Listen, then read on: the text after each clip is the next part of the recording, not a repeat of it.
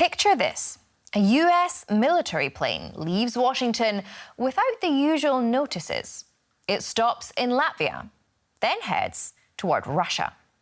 A passerby films the Boeing with their phone. After all, it is pretty unusual to see an American army plane this close to Russia's capital. News agency Reuters published these pictures, saying they took a closer look at the engines, wings and tail and verified that the aircraft is in fact a Boeing C-17A Globemaster III on its way to Moscow. Then the plane lands. No manifest, no names, no explanation. So reporters go straight to the one man who might know something about this, Kremlin spokesman Dmitry Peskov. Media reported today that a US military transport aircraft has landed in Vnukovo airport. Could you provide a comment? No, I don't have such information. So neither Washington nor Moscow will confirm who was on that plane.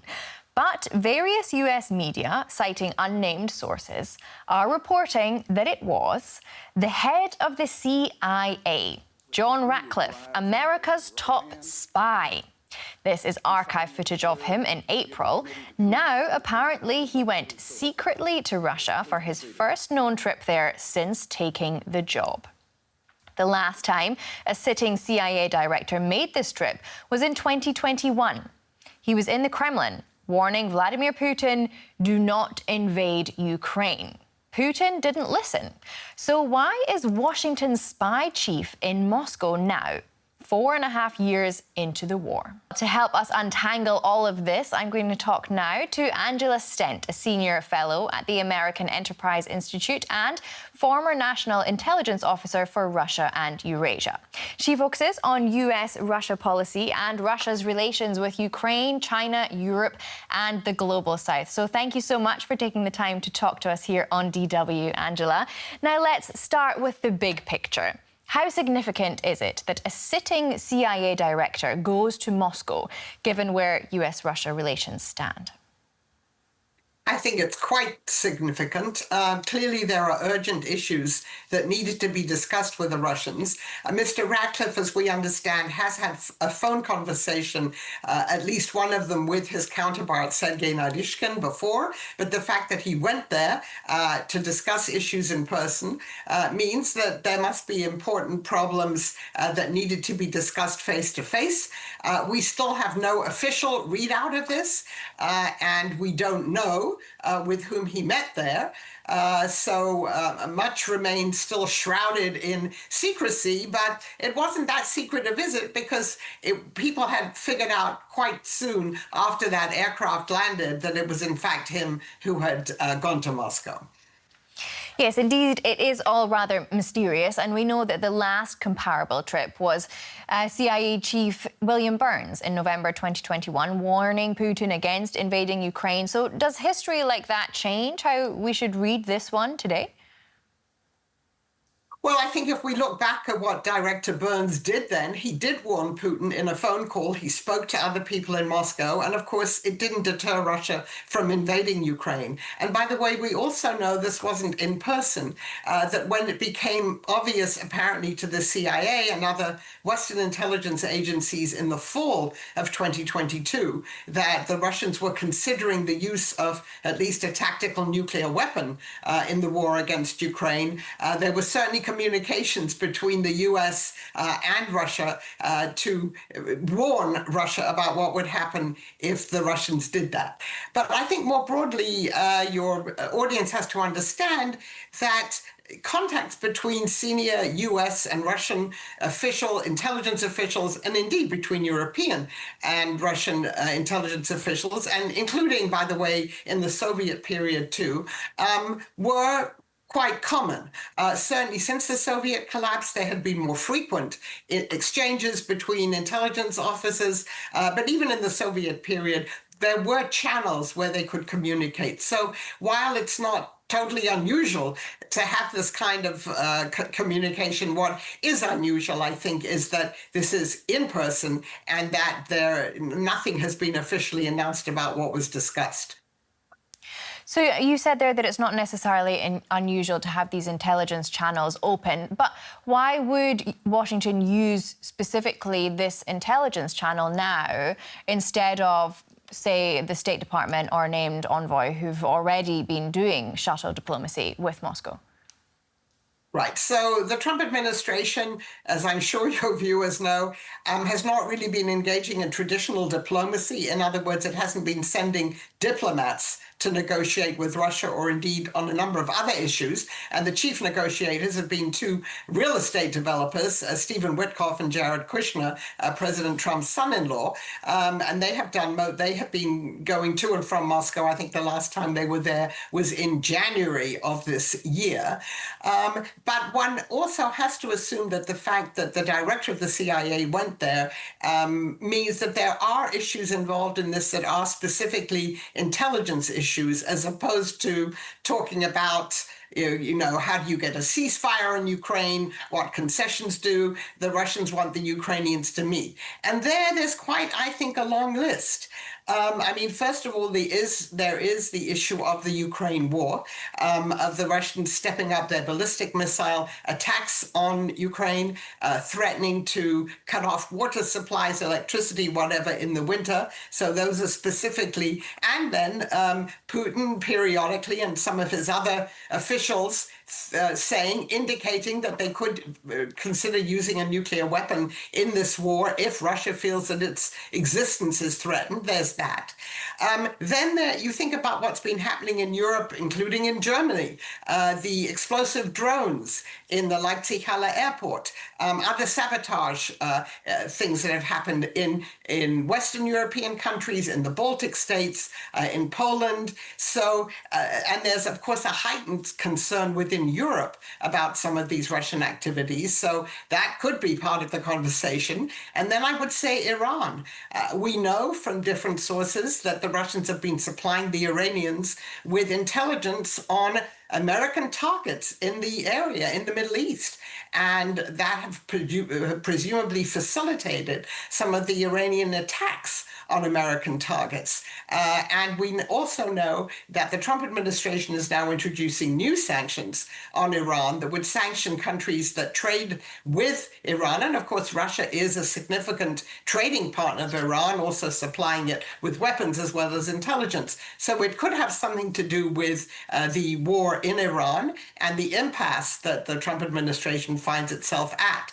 So those are just some of the issues that could have been discussed. And another one is prisoner exchanges. And we know that in previous U.S.-Russian prisoner exchanges, intelligence officials were clearly involved in this.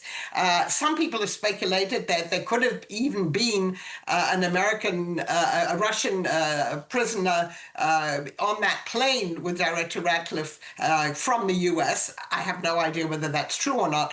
There are still 6 Americans jailed in Russia, some of whom have been designated as unjustly jailed. And so there could be more of a discussion about prisoner exchanges. That's a possibility. And then there are other possible issues. But I think the fact that the director of the CIA was there does mean that these are very high-level issues and that they do involve intelligence questions as well.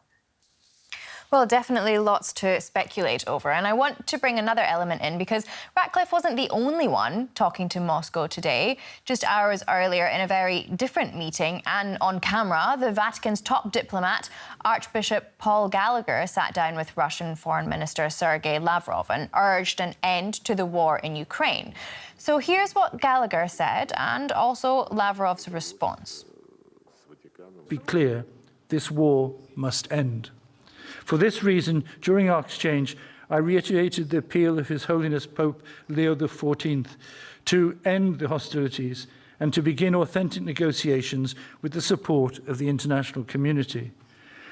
The position of the Holy See remains clear.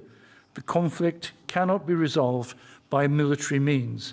It is essential to create the conditions for a serious political and diplomatic process. We thanked our colleagues for their balanced position on the situation in and around Ukraine.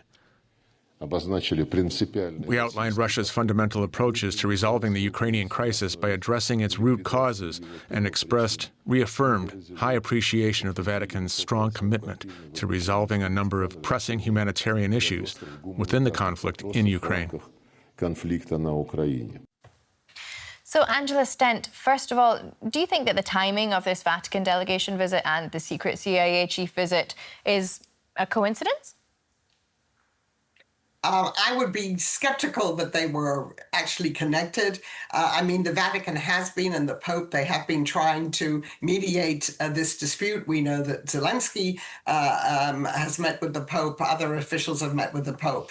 I don't think that there's a coordination there. I'll tell you why, and that is because whatever you heard Mr. Lavrov say, the repeated Russian position is that, that it has to address the root causes, and by that they mean that Ukraine essentially has to surrender territory to Russia that Russia doesn't control, that it has to promise permanent neutrality. In other words, they have said repeatedly, yes, of course we're willing to negotiate, but the ceasefire will only come after the Ukrainians have made these concessions to us. So I think whatever you heard Mr. Lavrov say to the papal representative, Russia has given no indication so far that it's serious about negotiating a ceasefire. And just listening to some of the things that President Putin has said just in the last few days, that would indicate that Russia still believes it can win the war on the battlefield and that it will continue attacking Ukraine.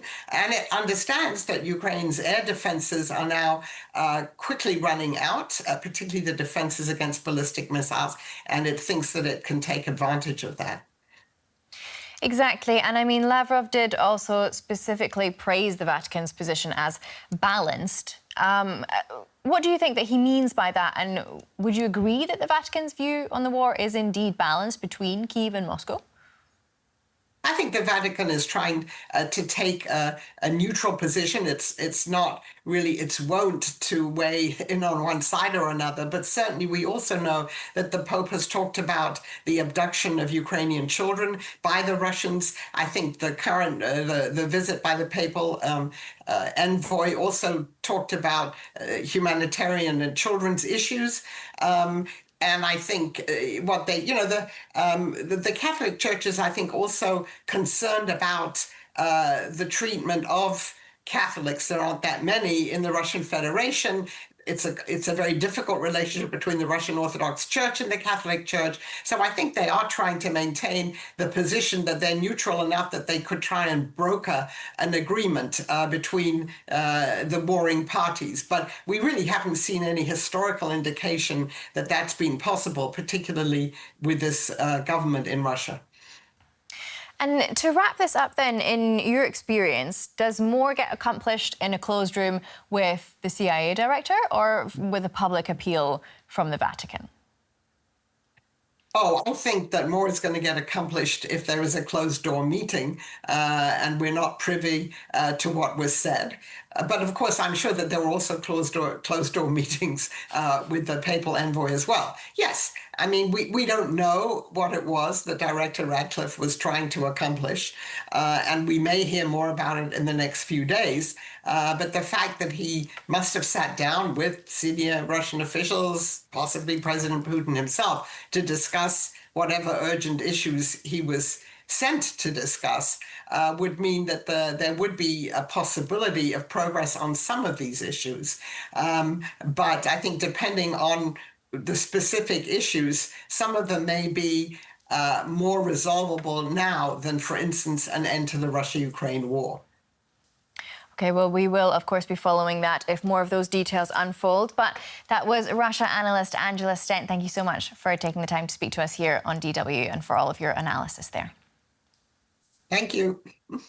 And of course, viewers, we want your take on all of this as well. What do you think may have been the purpose of the CIA chief's reported visit to Moscow?